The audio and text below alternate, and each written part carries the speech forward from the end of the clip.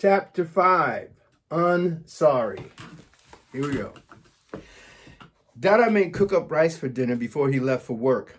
It was one of my favorite meals. It had rice and peas cooked with coconut milk, carrots, onion, and whatever meat was left over from the week's meals cut into bite-sized cubes. Tonight's dish had jerk chicken, pork, and ground beef.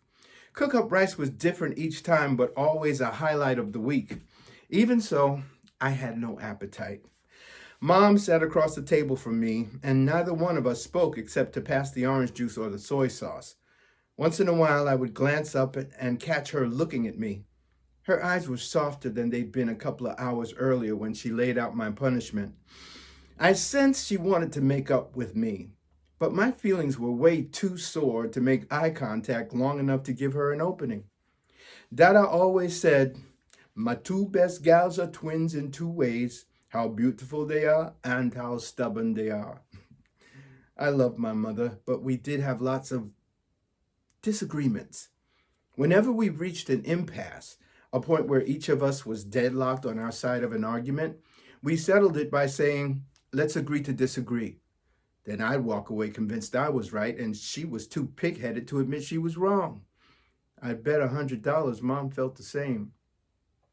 After moving my dinner around the plate with my fork, now and then picking up cubes of spicy chicken, the meal was over. Mom took Jasper away for a bath, and I cleared the table, washed, and put away the dishes. I didn't have much homework, seeing as I hadn't finished out the entire school day, so I did my math assignment and sat down to read more about Anne Frank, who seemed to have similar problems when it came to relating to her mother. What was it about girls and mothers that made us so hard on each other? Well, actually, I wasn't hard on Mom. She was hard on me. It was difficult to concentrate. Usually when I was reading, I'd get so wrapped up in a book that I'd lose track of time. But tonight was different. I was too caught up in how the day had gone wrong to pay attention to my reading. I finally put the book down when there was a soft knock at my door. I didn't even turn to look at the door, but I said, "Come in," anyway. Mom opened the door and asked if I wanted to say goodnight to Jasper before he went to sleep. I looked over my shoulder, but not at her, and said, "I'll be there in a few minutes." I thought Mom would close the door and leave, but she came into the room. I could tell that her false leg was bothering her by the step, hesitate, step rhythm of her walk as she crossed to my bed and sat down. "Mango, sweetie, I want to tell you, well, to say I'm sorry that I was so angry this afternoon. I didn't mean to be the wicked witch, but things are..." I turned to face her, and Mom looked up at the ceiling for a second, almost as though she were trying to hold back tears. I turned away. After taking a moment to compose herself, she went on. "Mango, look at me, please." I turned around in my swiveling desk chair. I treasured that chair because it swiveled 360 degrees. Jasper loved it when I would hold him in my lap and spin around and around. He laughed so hard one time that he spit up, and the force of the spinning chair whipped the vomit right into my face. Gross. I looked at Mom sitting on my bed. Her head was down, but she looked up at me from under her brow. "Mango, I know you're a good girl, the best daughter anyone could ask for, truly. I know this. And because I know you, I also know that you wouldn't do anything as vindictive as ruining that child's phone on purpose. I know that even without your explaining exactly what happened." My harsh feelings, like steel in the path of lava, were melting, and I guess she could tell because Mom reached her hand out and beckoned. "Come."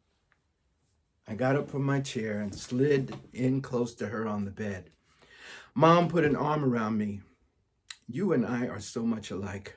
Sometimes it causes lots of problems, but there are times, like now, when it helps me to understand how you feel." Mom looked deep into my eyes. "Apologizing is one thing that has always been hard for me to do, very hard. particularly when I know the person I was supposed to say sorry to didn't really deserve an apology. Mom straightened out her leg and rubbed the stump a little before going on. When you were born, your granny Reva came all the way from Jamaica to help me take care of you. I was happy to have her here at first, but oh my goodness, after about 6 weeks, I would rather have climbed a tree in the rainforest and live up there with a baby, some cockatoos, monkeys, and who knows what other whoozy what's it, rather than spend another moment in the house with that challenging woman. I giggled and wondered what bad word she wanted to use instead of challenging. I felt as though she picked on me all the time. Nothing I could do was right. I didn't hold you right. I didn't feed you right. I didn't sweep or mop the floor right. And my cooking, OMGZ, as you girls say. She lost 10 pounds from refusing to eat anything I would set on the table. One day, she pushed me too far, complaining that I was lazy and wasteful for using disposable diapers instead of the cloth ones that had to be washed and hung out to dry each time you pooped or peed. Well, Mom shook her head at the memory. I snapped and told Miss Reva all about herself and how I wish she'd put her big bottom on a broom and fly back to Jamaica during the next thunderstorm. My hand flew to my mouth. You didn't. Oh, yes, I did. Your granny locked herself in her room and didn't come out for 2 days. She wouldn't accept any food or water, not even from your father. I pretended to feel bad, but actually, it was nice to be on my own without that old hen pecking at me all the time. But after the second day, I realized that the one who was really suffering was your father. You see, he was in the middle, torn between the two women he loved the most. So I swallowed my pride, made a coconut cake from a box, took it to her door, and apologized. She accepted my apology, but threw the cake in the trash without taking a bite. Mom and I laughed. That was Granny, all right. She took my hand and walked me straight into the kitchen and showed me how to make a coconut cake from scratch. And you know what? What? It was better than my box cake. Much better. I smiled and snuggled up to Mom. Miss Reva and I spent the rest of her time here, another month, with her giving me cooking lessons and the space to take care of you the way I wanted. We parted friends. But most important of all was that your father didn't have to tiptoe around us anymore. Even if I didn't want to do it, I apologized to your granny for Sid's sake, because I knew that if the situation was reversed, he would have done it for me. Mom and I put our arms around each other and hugged real tight. I understood what she was trying to tell me, and I spent the rest of the night awake in bed, trying to figure out what kind of peace offering I could make to Brooklyn, because remaining enemies with her could make things hard for Dada at work. I thought making a coconut cake, but as much as I love Dada, it would have been too hard for me to resist smashing it on top of her head. In the morning, I got out of bed before my alarm went off, sat at my desk, took out my stationery with the lavender paper and the big M monogrammed on top that Brooklyn had given me for Christmas, and wrote, Dear Brooklyn, I've been trying to understand what happened to our friendship.